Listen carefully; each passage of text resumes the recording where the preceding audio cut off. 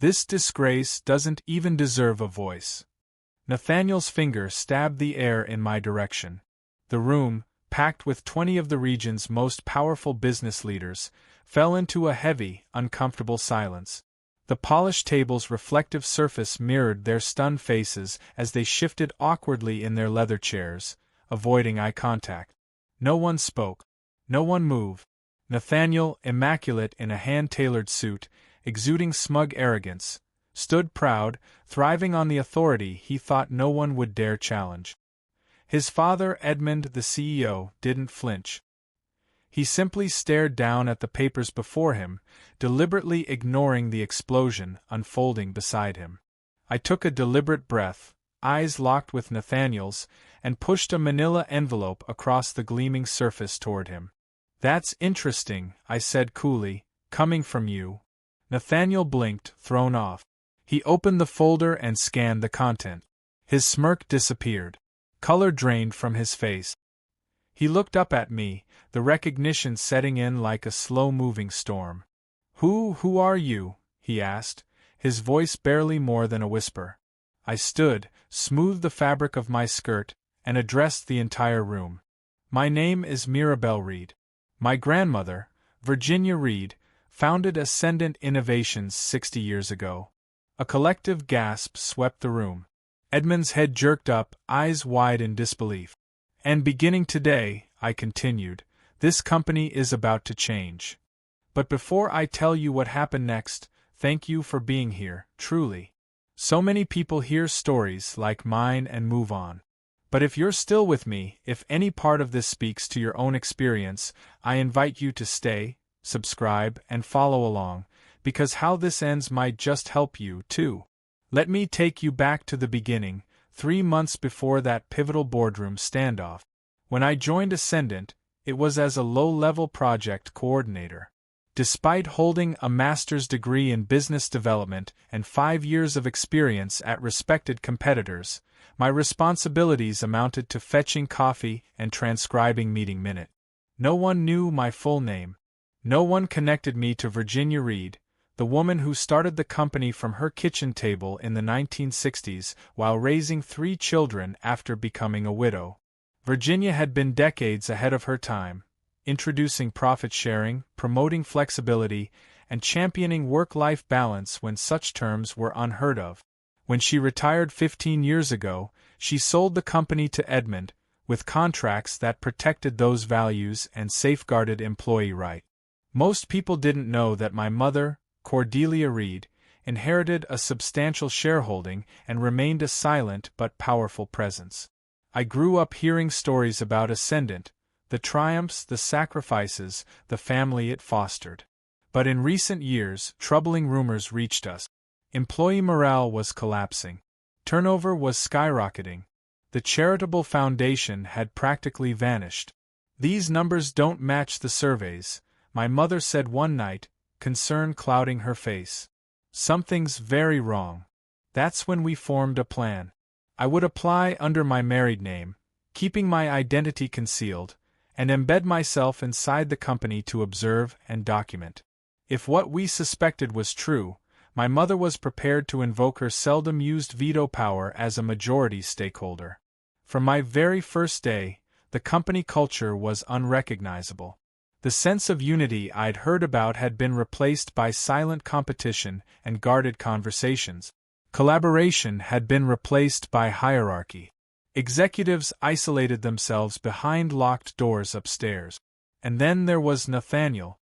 He was 32, just 2 years older than me, but acted like a feudal lord strolling through his estate. As VP of Operations and the CEO's son, he was clearly groomed as heir apparent. "You must be new," he said, catching me arranging presentation materials. "Make sure the executives have water. I take my coffee black, 2 sugars." "I'm the new project coordinator," I replied. "Mirabelle." He didn't even glance at my outstretched hand. "Right. Coffee stations down the hall." That was the dynamic from then on, dismissive, condescending, and calculated. Any ideas I submitted were brushed aside. If I managed to get a word in during meetings, They were met with vague smiles and derision. If someone else echoed them later, they were suddenly brilliant. Nathaniel praised male employees for the same work he criticized female colleagues for. So I documented everything. Every slight, every stolen credit, every discriminatory remark. I watched him present Eliza's marketing strategy as his own. I saw Tomas reprimanded for questioning product safety timelines. Dozens of these quiet injustices stacked into a damning picture. Worse still, I uncovered financial anomalies. Company funds redirected to startups tied to Nathaniel's college buddies. Client complaints buried. Compliance paperwork manipulated. "How are things?" my mother asked during our weekly calls. "Worse than we thought," I said. "The soul of the company is gone." Slowly, I built alliances. Daniela in HR provided historical data showing the morale crash. Winston in accounting quietly flagged budget inconsistencies. Even Beatrice, the CEO's assistant and my grandmother's former secretary, voiced concerns. Virginia would be devastated, she told me one evening. This place used to feel like a family. Now? It's something else. What changed? I asked. It started when Nathaniel joined. Edmund used to lead. Now, he just nods along. We needed irrefutable proof. The upcoming quarterly board meeting, where major strategies would be ratified, was our window. I compiled a complete market analysis rooted in my grandmother's founding values: employee investment, community engagement, sustainable growth. I worked deep into the night, placing a photo of Grandma Virginia on my nightstand. "Wish me luck, Grandma," I whispered.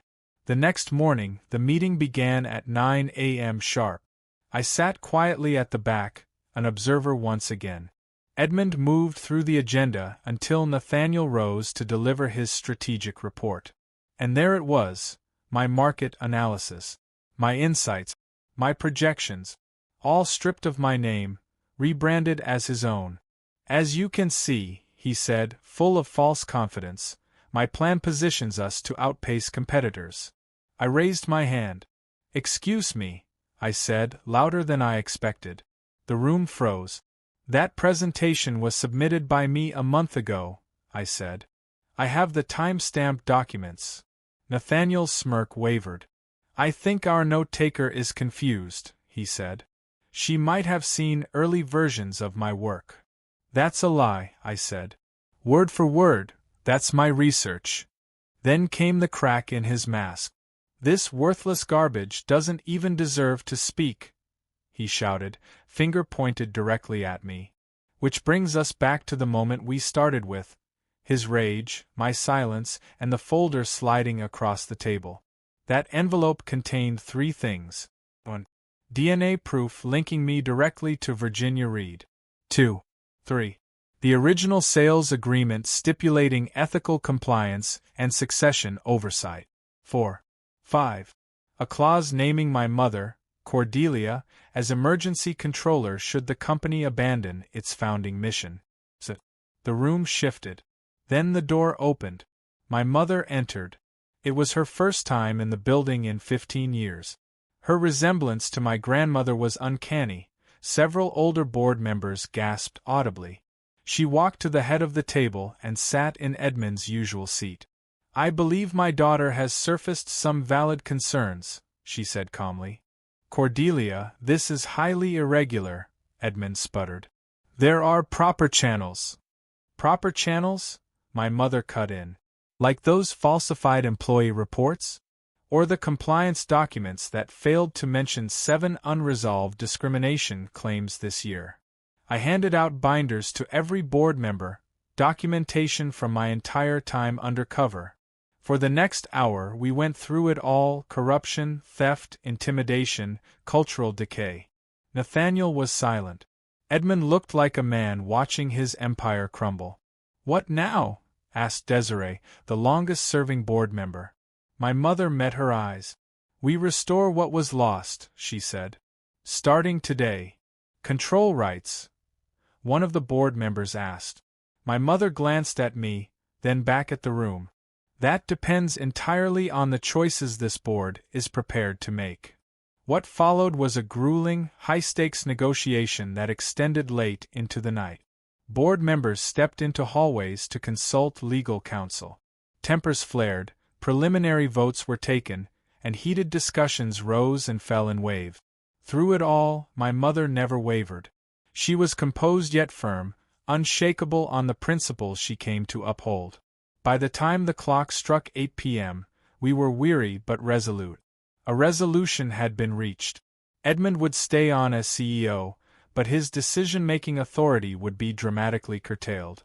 A new ethics oversight committee would be created, composed of staff from every level of the organization. My mother would assume an active role on the board to directly supervise the cultural overhaul. And then came the moment that silenced the room. As for Nathaniel, my mother began, effective immediately, he will be reassigned to our customer service department for a 6-month term. His evaluations will come directly from the employees he's disrespected. Whether he has a future at Ascendant depends entirely on his ability to grasp the value of the people he's disregarded. Nathaniel bolted up from his chair. You can't be serious. This is insane. I have executive experience. You can't demote me like this. Your alternative, I said softly, is resignation, without severance and without a reference. His face turned crimson as he looked desperately around the table for an ally. No one came to his defense. Even Edmund stared blankly at the polished table in front of him, understanding full well that the company's future now hung in a balance he could no longer manipulate. Fine, Nathaniel snapped. I'll play along with your little charade. But don't expect me to. This isn't a game, my mother interrupted, her voice calm but absolute. This is about accountability. It's one of the founding values of this company, something you're going to have to learn firsthand. As the board meeting adjourned, a wave of shifting energy swept through the room. One by one, board members approached me. Some offered quiet apologies for never seeing the truth, others expressed cautious optimism.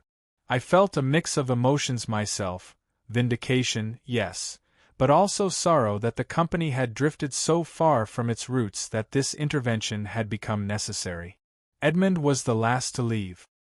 He lingered at the doorway for a moment before turning to me. Your grandmother would have been proud, he said, a hint of humility in his voice. I lost sight of what she built. Somewhere along the way, I started seeing spreadsheets instead of people. When the boardroom finally emptied and it was just my mother and me, she reached out and squeezed my hand. The hard part begins now, she said quietly. Changing leadership is one thing. Changing culture, that takes time. I know, I replied. But it's worth the fight. What I didn't yet know was just how difficult that fight would be, or that an unlikely ally was waiting to emerge from the most unexpected corner. The next morning, I arrived at Ascendant headquarters earlier than usual. The atmosphere felt altered, charged, as if even the walls had sensed the power shift. Beatrice was already at her desk, sorting documents with a kind of vigor I hadn't seen before.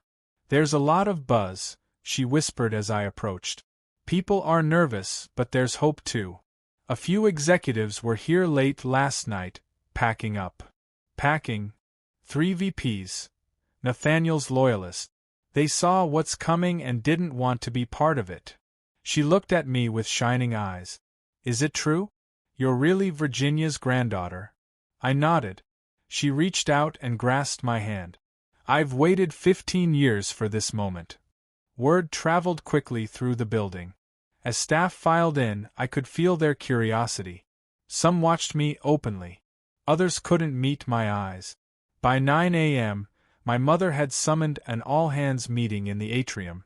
Nearly 400 employees gathered, murmuring with anticipation. Edmund stood to one side, awkward and withdrawn, while my mother addressed the crowd. She introduced herself, explained her silent ownership, and outlined the leadership changes that would begin immediately. For too long, she said, Ascendant has drifted from the values it was founded upon. Today we begin our return. Then she introduced me.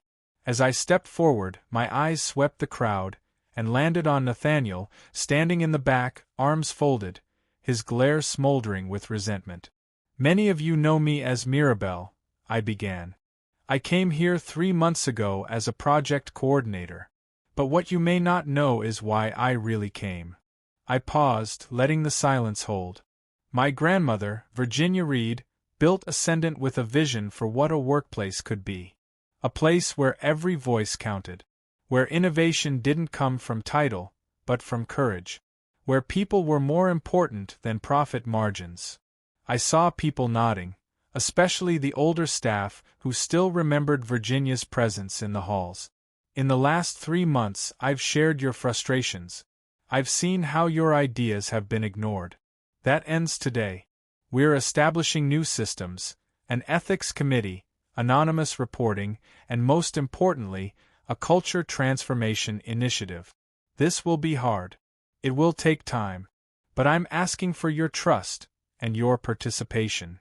After the meeting ended, my office became a revolving door. Employees shared stories, insights, even evidence of past misconduct. There was no time for lunch. I listened, I documented, and for the first time in a long time, people felt safe speaking out. Meanwhile, Nathaniel reported to the customer service department for his first shift. Petra, the department's head, was famously tough. She had withstood every attempt Nathaniel had made to eliminate or outsource her team. "Your training begins now," she said curtly, handing him a headset. "You'll shadow Kyrie this morning. This afternoon, you're taking calls on your own." "This is ridiculous," Nathaniel muttered. "You've got an MBA?" Petra replied. "Good. Let's see how that helps you when a customer's shipment arrives broken. Around here, we value calm under pressure and empathy. Your degree won't help if you can't listen." I got regular updates throughout the day.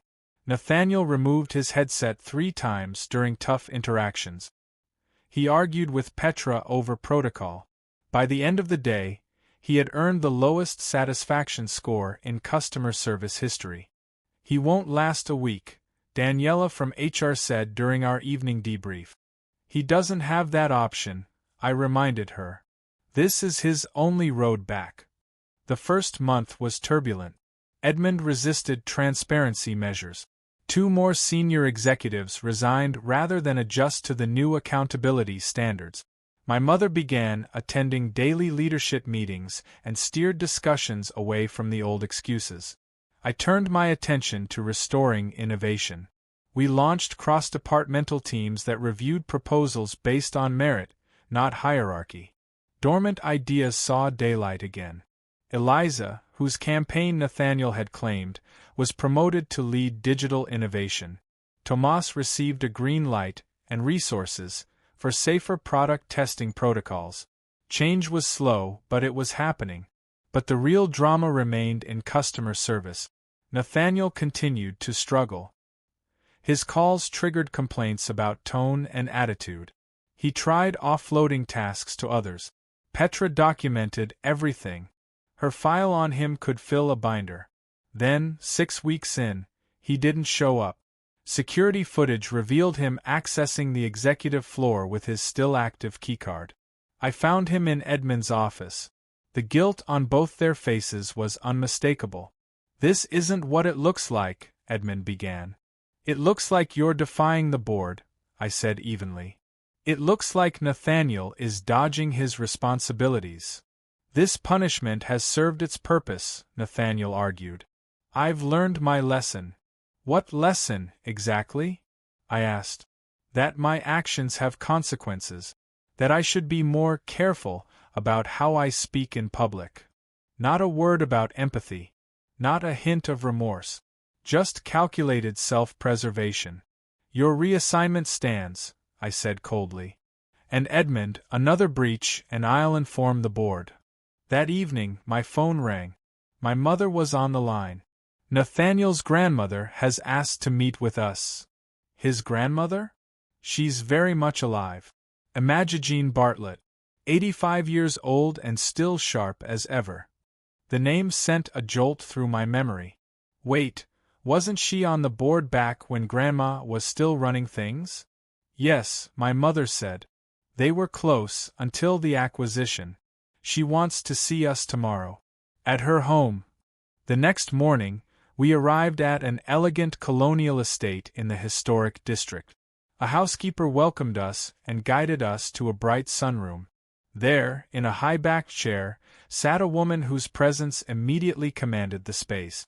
You look just like her, Imogene said to my mother. Virginia always said you inherited her resolve. Then her gaze shifted to me. And you, she said with a smile. You've got her strategic mind. Undercover work? She'd have loved it. You knew her well? I asked. We were more than friends, she said.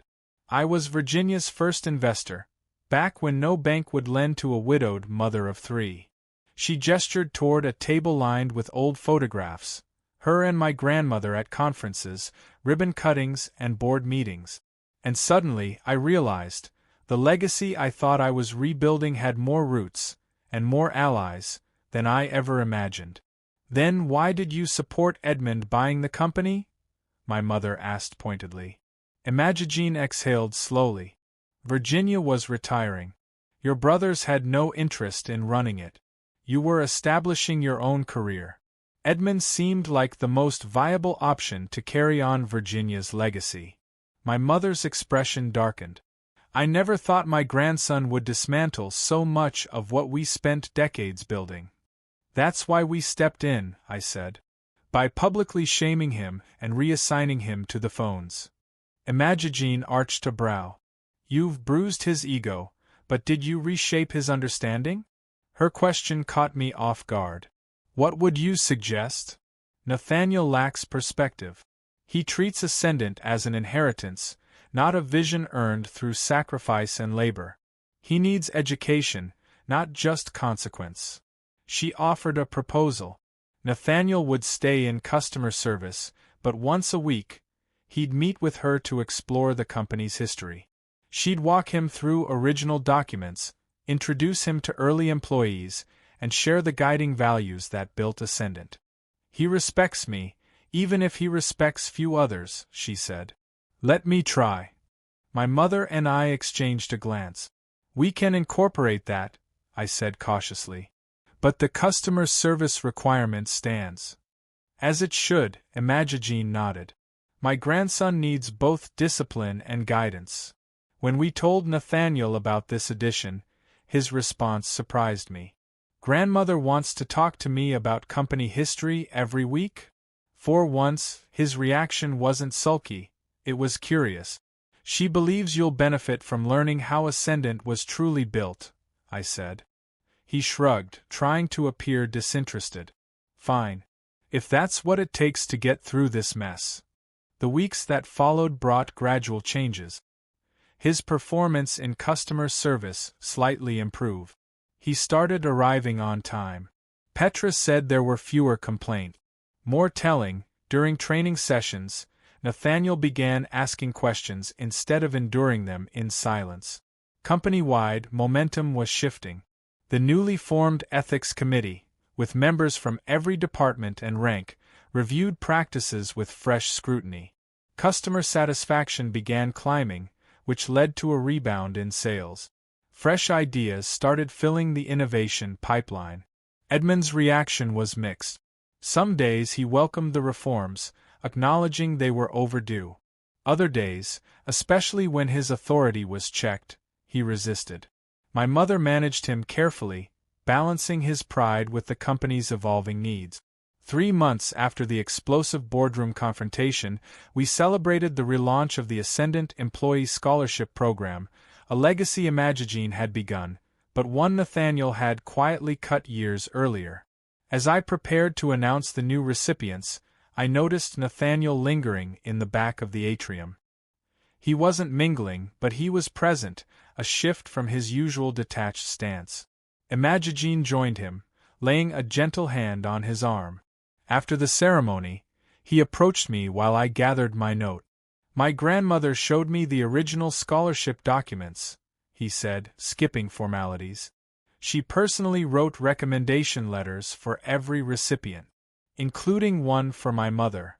That stopped me cold. I didn't know that. She worked as a receptionist here before marrying my father. Virginia paid for her to get her accounting degree. There was something different in his eyes, humility perhaps. I never knew that story. My parents never told me.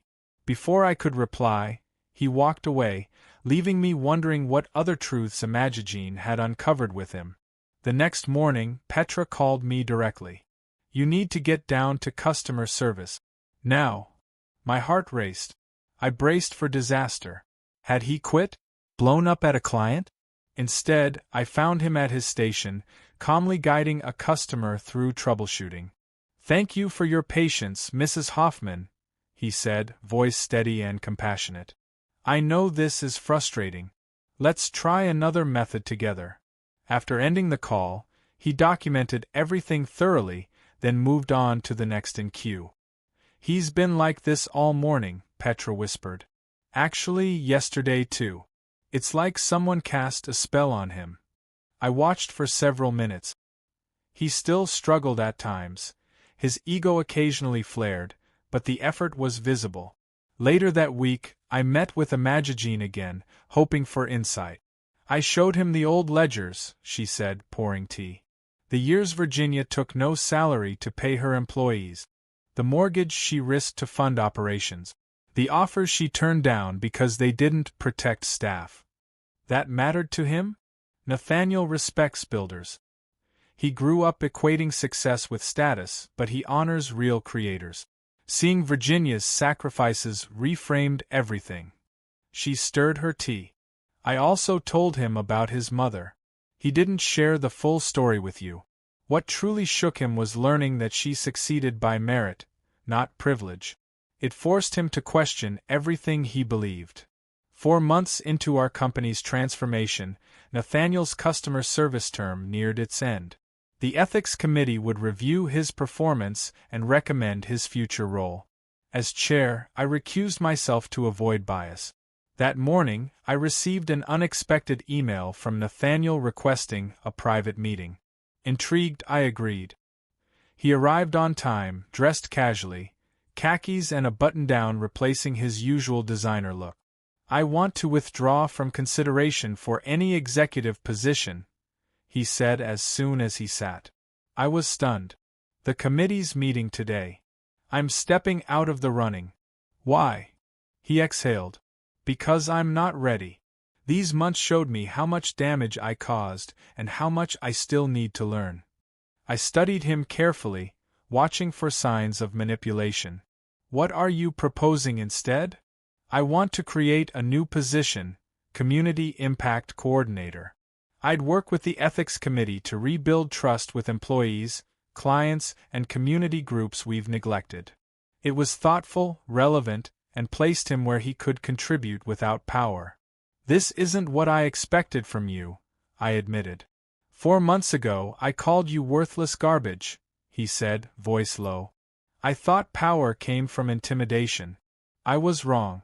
Our grandmothers understood better. I'm just starting to. His sincerity seemed real, but I'd been misled before. The committee will consider your proposal alongside other options. That's all I ask. He stood, then paused. One more thing, I owe you a public apology. Not because protocol demands it, but because it's right. At the next all-hands meeting, Nathaniel asked to speak. Edmund looked uneasy. My mother watched cautiously. The room went still. 4 months ago, I humiliated Mirabelle Reed in front of this company, he began. I called her worthless and tried to undermine her. I was wrong. Not just because she's the founder's granddaughter, but because no one deserves that treatment. Quiet murmurs echoed through the crowd. I've learned what ascendant was meant to be, and how far I helped steer it off course. I've listened to stories of overlooked ideas, ignored voices, and wasted potential. I apologize for the part one played in creating that culture. He detailed the internal changes he'd witnessed and his own shift in mindset. The speech wasn't perfect, Traces of his upbringing still surfaced, but it was honest. When he finished, Imagine clapped first. Gradually, others followed. Not everyone joined. Some wounds ran deep. But it was a beginning. The next day, the Ethics Committee delivered their verdict. Nathaniel would not return to executive leadership. Instead, they approved the community impact role, with a 1-year probation and quarterly reviews. 6 months after my confrontation in the boardroom, Ascendant had begun to transform. Employee retention rose 40%. Innovation thrived. The culture, while still in progress, was finally aligned with Virginia's original values. Edmund announced his retirement, effective the following year. An external CEO search would begin, led by my mother. As for Nathaniel, his growth remained uneven but steady. He worked shoulder to shoulder with employees he once dismissed, listening, learning. The Community Impact Initiative regained trust with clients, employees, and partners. At the annual charity gala, I found myself alone with him on the terrace. Both of us had stepped out to escape the noise. He didn't speak. He didn't need to. This moment wasn't about redemption or absolution. It was simply about progress, and the quiet work of becoming someone new. "Your grandmother would be proud," Nathaniel said, echoing the words his father had spoken months ago. "You didn't just protect her legacy, you revived it." "We revived it," I corrected gently. "All of us. Together." But he shook his head, more insistent. "No. What you did was greater. You had every reason to destroy me. You could have exposed everything, forced me out, humiliated me. It would have been fair, even expected, after the way I treated you and so many others. But that wasn't your aim. I get that now. Real power doesn't come from domination, it comes from transformation." He gazed out at the city skyline, pensive. "My grandmother told me once that Virginia used to say, when you have the means to crush someone, but choose to guide them instead, you forge an ally rather than create another enemy." I smiled, hearing my grandmother's wisdom echoed in his words. "That sounds like her." "I'm still learning," he admitted. "Some days are easier than others. But that meeting, when you revealed who you were, it felt like the worst day of my life. Now I realize it was the most important. You showed me who I could become." Exactly 1 year after I first entered Ascendant under the guise of a project coordinator, I stood center stage at our annual employee summit. This time, the audience looked different, faces alert, hopeful, engaged. Gone were the drained stares and quiet resignation. This was no longer a company surviving on inertia, it was alive again. "My grandmother founded this company on a bold belief," I said. "That a business could care deeply for its people and still prosper. That innovation doesn't rise from the top, but grows when every voice is heard. That leadership is not about climbing over others, but lifting them up." In the front row sat my mother and Imagine, side by side. Edmund was there too, semi-retired now, his posture more relaxed. And there was Nathaniel, no longer posturing as a superior, but showing up as a peer, someone who had earned his place. "The transformation we've achieved isn't just a shift in operations," I continued. "It's proof that Virginia Reed was right. Our employee satisfaction scores are the highest they've ever been. Our innovation pipeline is overflowing, not from executive mandates, but from ideas across every department. And our profits haven't just survived this shift, they've grown, not despite our ethical focus, but because of it." I then unveiled our next major initiative, the Virginia Reed Innovation Center. A dedicated space where employees could explore and develop their ideas, during paid hours with full organizational support. The crowd erupted in applause, a standing ovation echoing through the room. As I stepped back from the microphone, I thought about the road that had brought us here. My confrontation with Nathaniel had never really been about retribution. He deserved accountability, yes, but I hadn't needed to destroy him. The real justice came in something deeper, restoring the company to its intended purpose, and watching those who once derailed its mission not just witness that restoration, but help carry it forward. Seeing Nathaniel evolve, truly change, not because he was forced to, but because he chose to, was not some soft alternative to revenge. It was the highest form of it. The man who had once stood in that boardroom and labeled me worthless garbage, now understood the value in every single employee he once overlooked. Sometimes the greatest revenge isn't about tearing someone down, it's about elevating what they tried to diminish. It's about transforming not just a company, but a person. My grandmother knew that decades ago when she laid the foundation for a workplace rooted in dignity and inclusion. And I understood it now, watching her legacy bloom again through new hands and fresh vision. If you've stayed with me through this entire story, I hope you take away something more than just corporate redemption. I hope it stirs in you the possibility of transforming the difficult relationships in your own life. Sometimes, the ones who hurt us most are the ones most capable of growing, if we're bold enough to confront them not with vengeance, but with vision. Please share your reflections in the comments and subscribe if these stories resonate with you. Let's keep exploring how conflict can become a catalyst for change. Because the legacy that matters most isn't just what we build, but how we teach others to see the worth in every soul they encounter, especially the ones they once dismissed.